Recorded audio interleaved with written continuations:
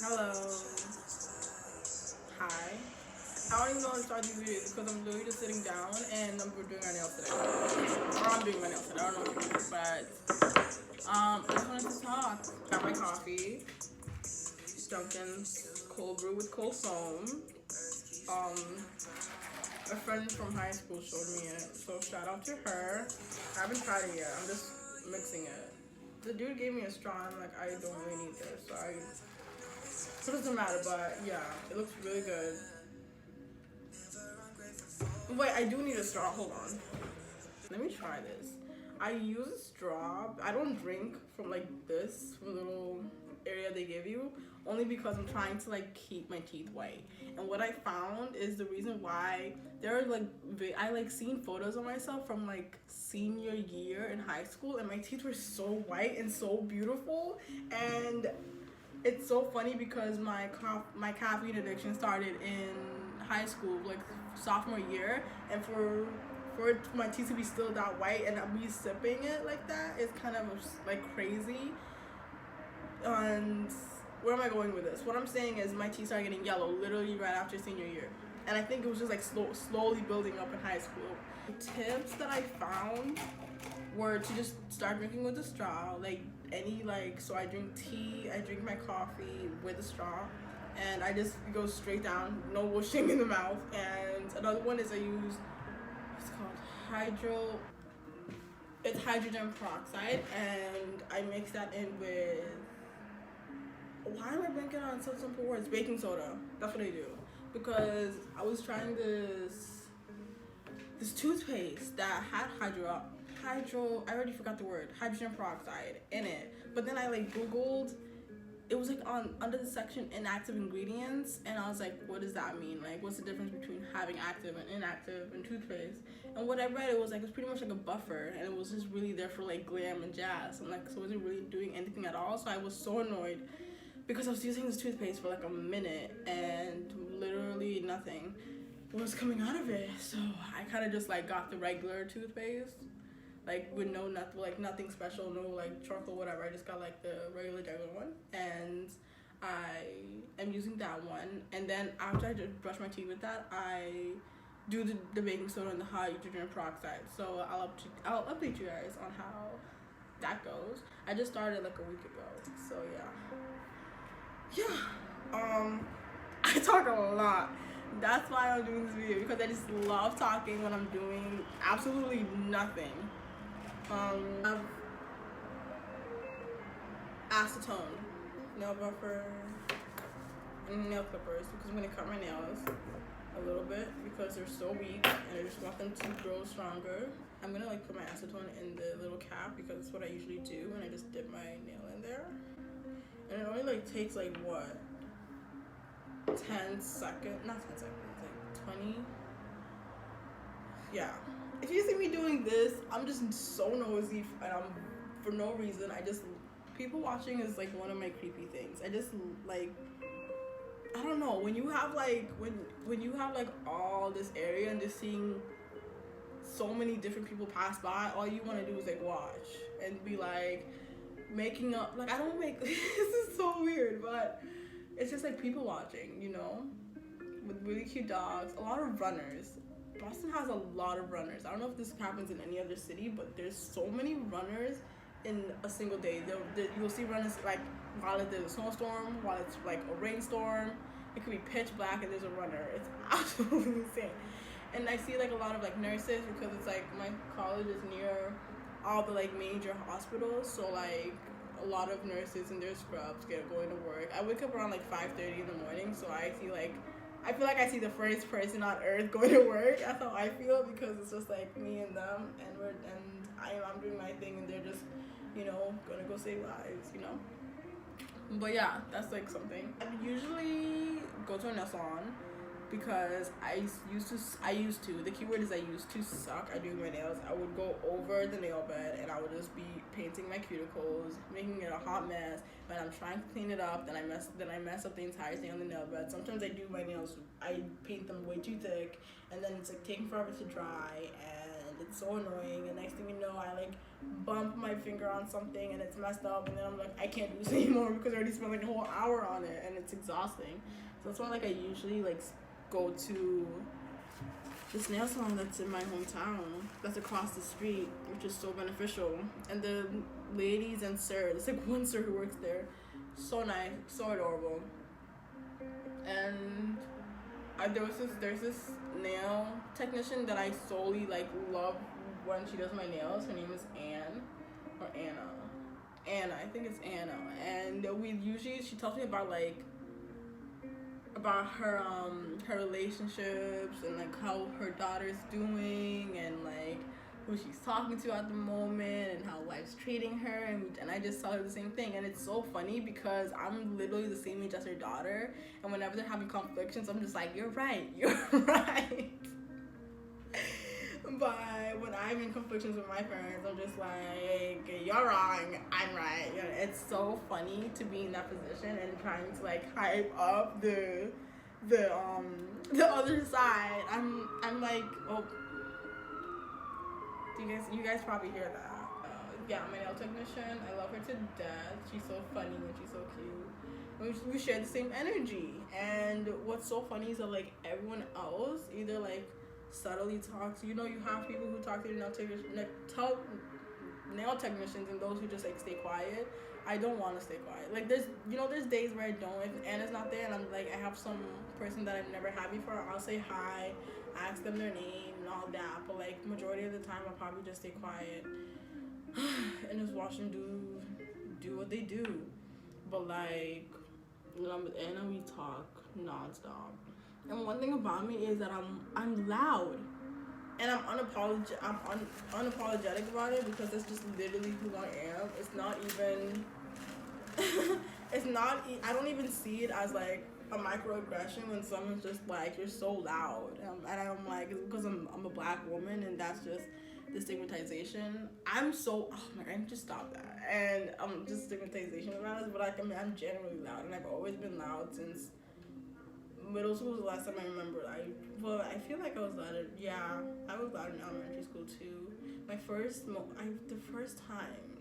And I'm loud, like, verbally and expressively and all that. So I don't really care for how other people perceive me. It's just like, you either take it or you don't.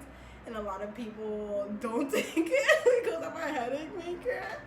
Oh my god, I was with somebody on Friday. And we're in a car. And they go, and I don't know how this came up, but I feel like I asked them like, how are you feeling or something, and then they were just like, I have a semi-headache. I'm just like, and then I go, am I loud? And he's just like, a little bit. I was just like, I was dying, but whatever. That's just who I am, and if you can't take it, I really don't know what to tell you because I don't know how to put my volume down. Just being loud verbally is what I look for in a person mostly. It's just like, and expressively. If you have one or the other, then it's a good deal for me. So friendship wise, like any relationship I have, that's what I look for. Okay, first fingers are done. I'm gonna go to my left. Where was I? Yeah, if you have one or the other, if you're loud expressively or verbally, then it's a done deal with me. Then I can literally like just be friends with you. It's just oh my god, I hate when people don't speak up when they're being disrespected. That's also another big pet peeve of mine. If you know someone is saying something messed up about you, if you know someone is talking at the side of their neck about something they don't know about, like they don't know the whole story of whatnot, and it includes you, and you just like, you don't know, like, I understand like when you don't know what to do, but when you know what to do, you talk to them and you tell them why are you saying all this and that, and you don't know me, you know? Where am I going with this? I totally just lost my train of thought. Speaking up for yourself. It's so important. I feel like the moment I'm looking at his sweatpants. Those look cute. My favorite thing, I love watching like my friends or people that I'm like acquainted with get that character, like they build that. I don't see it as a characteristic. I don't see it as a trait. I think it's just something that people need to have to survive in this world, or this country I should say. And when I see people who have been very quiet and they allow disrespect to come their way or whatnot, and when they finally don't take it and say what they always wanted to say, I'm like that. I've turned into a mother, and I'm so proud of them. I literally want to give them a hug. It's just like, you did it. You finally didn't allow a person to make assumptions about your morality or yourself, and you spoke up, and that is it's so beautiful to see, you know, when it's someone that has just never been capable to do that their entire, like, I don't know, adolescence and childhood, and seeing that moment, it's like, oh my god, it literally warms me up. And it call me psycho, but like, let's say I say something out of pocket and it happens, and that person calls me out, I'm like in my mind, I'm like, yes, you better tell me to shut the fuck up. Like, really, good job. Because a lot of people just sit there and they just take it. It's so sad to see, and it breaks my heart, because as a human being, you want to be able to represent yourself. You don't want anyone else talking about you and making people choose who you are. That is your job. That is not theirs. One key fact that you need to know about nails that I learned way too early, whatever, is that, like, you need to have